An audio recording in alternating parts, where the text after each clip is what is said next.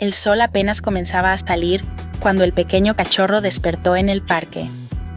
Todo era nuevo para él: el olor del pasto, el canto de los pájaros, la luz dorada del amanecer. De repente, vio algo.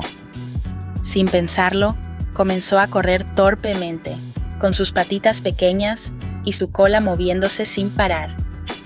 Tropezó un poco, pero siguió adelante, porque para él, cada mañana era una nueva aventura, y correr hacia adelante era lo único que sabía hacer.